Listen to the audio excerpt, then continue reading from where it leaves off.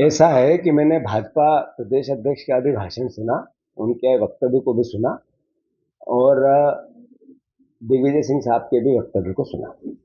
दिग्विजय सिंह साहब ने ये कहा कि अगर मुझे आतंकवादी कहते हैं तो अल्टीमेटली सरकार बीजेपी की है, आतंकवादियों का सहयोगी कहते हैं तो अल्टीमेटली सरकार बीजेपी की है, कार्रवाई करनी थी। उन्होंने इस बात का एहसास कराया और जो हमारे तथाकथित स्वयंभू आदरणीय बीजेपी के अध्यक्ष जी ने कहा कि मेरी मर्दानगी को चेक करना, ये करना, ऐसी भाषा बोली।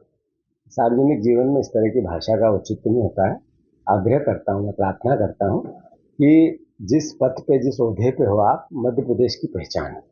अगर इस पहचान में भी आप इस तरह की भाषा बोलते हो तो आपका छोटा और हल्कापन नजर आता है। कोई भी राजनीतिक व्यक्ति को इस तरह की भाषा का उपयोग नहीं करना चाहिए। समाज हमें देखता है, समाज हमें देख के अनुसरण करता है और जब हम ऐसी भाषा बोलेंगे तो समाज पे इसका गलत असर जाएगा। और आदरणीय बीजेपी के अध्यक्ष जी से मेरा आग्रह है कि इतनी छोटी और ऊंची भाषा से आप बचें। मध्य प्रदेश में कांग्रेस पार्टी अपने स्तर पर इस तरीके का एक अभियान शुरू करने जा रही है। बात यह है कि राहुल गांधी जी जब जातिगत जनगणना की बात करते हैं तो क्यों करते हैं?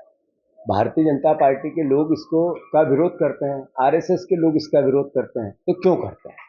इस देश में अमीर अमीर और गरीब गरीब होता जा रहा है। जब हम जातिगत आधार पर, धार्मिक आधार पर रिश्ते स्वाभाविक एक दूसरे की शादी ब्याह करते हैं, आपस में जीवन जीने की शैली बनाते हैं, तो कौन सी समाज के लोग आर्थिक इस देश में 70 साल 75 साल बाद संपन्न हुए, कौन से समाज के नहीं हुए, ये जानना तो अधिकार है। इस देश में राहुल गांधी जब जातिगत जनगणना की बात करते हैं तो वो एसटी, एससी, ओबीसी के साथ साथ अपर कास्ट के गरीब की बात भी करते हैं। तो मैसेज क्या है? मैसेज ये है कि 25 लोगों के पास देश का 80% धन पहुंच गया और 80% लोगों के पास देश का 20% धन है। आखिर ये असमानता इस देश में क्रांति लाएगी या नहीं लाएगी?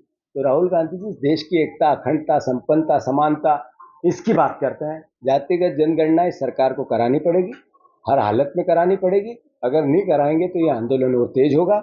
मध्य प्रदेश में आने वाले समय में कांग्रेस पार्टी एक नींव बना रही है, भूमिका बना रही है कि सरकार को जातिगत जनगणना करानी चाहिए। अगर नहीं कराती है, केंद्र सरकार, राज्य सरकार दोनों बीजेपी की है, तो फिर हम हमारा स्ट्रक्चर बना रहे हैं जिसमें पंचायतों का एक नया हम संगठन निर्माण की का जो प्लान है हमारा, वो आने वाले 15 दिन में चालू होगा। जब ये कंप्लीशन हो जाएगा इस बात का कि पंचायत और वार्ड स्तर पे हमारा संगठन नया रूप लेगा, उसके बाद हम ये प्रोसेस चालू करेंगे। अगर सरकार कराए जातिगत जनगणना तो धन्यवाद, उनका सम्मान है। अगर नहीं कराएगी तो कांग्रेस पार्टी इस प्रयास को पूरा करेगी। हमसे जुड़े रहने के लिए हमारे YouTube चैनल को सब्सक्राइब करें और नई वीडियो की नोटिफिकेशन के लिए बेल आइकॉन को दबाएं। अगर आप ये वीडियो Facebook पर देख रहे हैं तो लाइक जरूर करें और ज्यादा से ज्यादा शेयर करें। धन्यवाद।